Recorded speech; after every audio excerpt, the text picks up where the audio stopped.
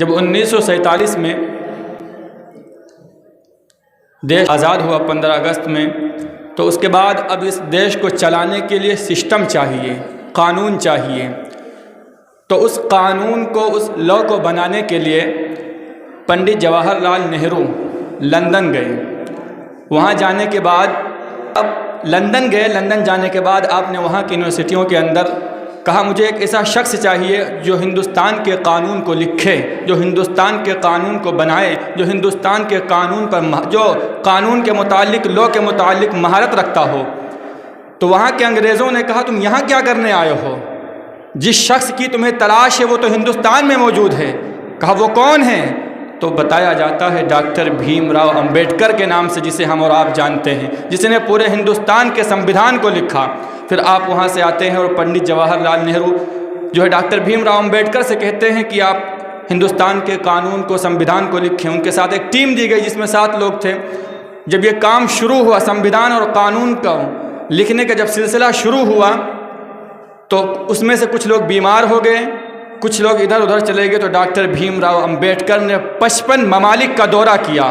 اس کے بعد وہاں کی جو اچھی اچھی چیزیں تھیں ان کو آپ نے اکٹھا کیا، اور اس کے بعد ڈاکٹر بھیم راؤ امبیڈکر ہیں کون؟ ڈاکٹر بھیم راؤ امبیڈکر 12 یونیورسٹیوں سے اچھی ڈگری لے کر پاس ہونے والے وہ شخص ہیں جنہوں نے ہندوستان کے سمویدھان اور قانون کو لکھا ہے۔ اس کے بعد آپ نے اس پورے قانون کو لکھا۔ 1949 میں یہ قانون اسمبلی میں پاس ہوا۔ 1949 میں قانون اسمبلی میں پاس ہوا۔ تو اب اس قانون کو بتایا کس دن جائے؟ تو اس قانون کو بتانے کے لیے جو دن کا انتخاب ہوا وہ 26 جنوری ہے، جسے ہم اور آپ جانتے ہیں۔ یہ قانون 1950 26 جنوری کے دن لاگو ہوا، نافذ ہوا ہندوستان کے اندر۔ اور یہ دن اتنی آسانی سے نہیں ملا ہے، اس کے لیے ہمارے علماء نے، ہندوستان کے لوگوں نے، ہندوستان کے ناگرکوں نے اپنے خون کو بہایا ہے، اس کے بعد یہ دن ہمیں ملا ہے۔ اس کے پیچھے کا ریزن کیا ہے؟ آپ کو معلوم ہے علامہ فضل خیر آبادی نے جس وقت فتوی جہاد جاری کیا تھا، اس وقت انگریزوں نے انہیں کٹگھرے میں کھڑا کیا اور انہیں کالا پانی کی سزا دی، اور ان کے فتوی جہاد پر نہ جانے کتنے علماء لبیک کہتے ہوئے حاضر ہوئے اور اپنے سروں کو کٹانے کے لیے تیار ہو گئے۔ اور یہیں تک بس نہیں ہوا، پھر اس فتوی جہاد کے بعد انگریزوں نے علماء کے اوپر ظلم و ستم اور بربریت کا ایسا پہاڑ کے اوپر اتار دیا کہ کسی کو آگ کے شعلوں پر لٹایا جا رہا ہے، ان کے جسم سے چربیاں ٹگل کر ان شعلوں کو بجھا رہی ہیں۔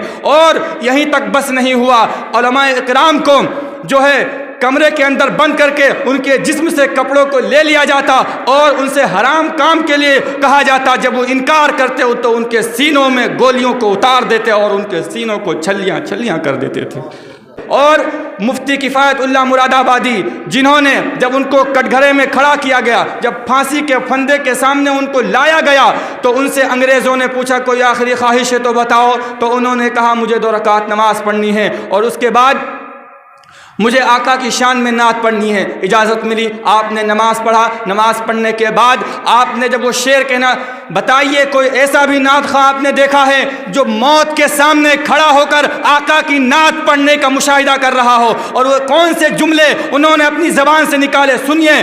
کوئی گل باقی رہے گا نہ چمن رہ جائے گا، پر رسول اللہ کا دین حسن رہ جائے گا۔ ہم سفیرو باغ میں کوئی دم کا چہچہا، بلبلیں اڑ جائیں گی سونا چمن رہ جائے گا۔ اتلشو کم خاک کی پوشاک پر نازا نہ ہو، اس تنے بے جان پر خاکی کفن رہ جائے گا۔ اور آپ عشق میں غرق ہو کے لکھتے ہیں، جو پڑھے گا صاحب لولاک کے اوپر درود، جو پڑھے گا صاحب لولاک کے اوپر درود، آگ سے محفوظ اس کا تن بدن ہو جائے گا۔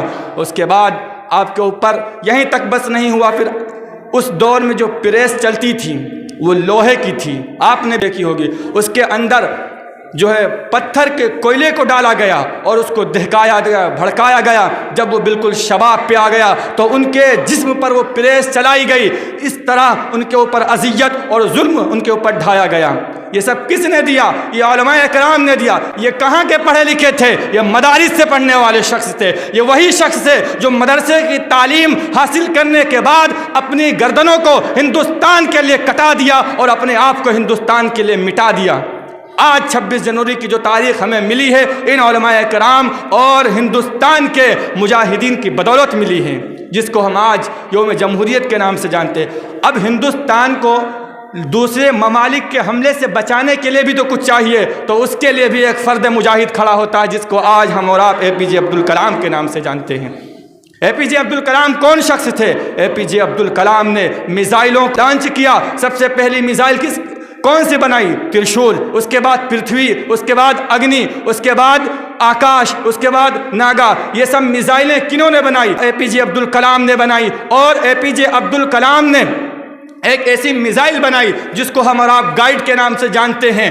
گائیڈ ایک ایسی میزائل ہے کہ اگر آپ نرول کی طرف جائیں گے تو میزائل نرول کی طرف جائے گی، آپ فیض آباد کی طرف جائیں گے تو وہ آپ کے پیچھے پیچھے فیض آباد کی طرف جائے گی۔ ایسی میزائلیں APJ عبدالکلام نے بنائی اور لانچ کی۔ اور ایک ایسی میزائل APJ عبدالکلام اگنی کے نام سے بنائی، سب سے کم قیمت والی میزائل APJ عبدالکلام نے جو بنائی، انگریزوں نے بھی اپنے گھٹنے ٹیک دیے اور APJ عبدالکلام کو جھک کے نمسکار کہا۔ اتنی کم پیسوں والی میزائل APJ عبدالکلام نے بنائی، پھر انگریزوں نے 105 سیٹلائٹ اس کے ذریعے بھیجا۔ لیکن اب ان ساری چیزوں کے بنانے کے پیچھے ریزن کیا ہے؟ یہ ساری چیزیں وجود میں لایا کیسے گیا؟ تو اس کا صرف اور صرف ایک ہی ریزن ملتا ہے، وہ ہے تعلیم، وہ ہے علم۔ میرے آقا کی حدیث ہے، حب الوطنی، اپنے دیش سے محبت کرو۔ جب انسان کسی سے محبت کرتا ہے تو آپ اس کا اندازہ خود لگا سکتے ہیں کہ وہ کس حد تک گزر جاتا ہے۔ اس شعر کے ساتھ میں اپنی گفتگو کو ختم کرتا ہوں۔ ملے گی منزل مقصود، ہم یہ ایمان رکھتے ہیں، ہم اپنی رہنمائی کے لیے قرآن رکھتے ہیں۔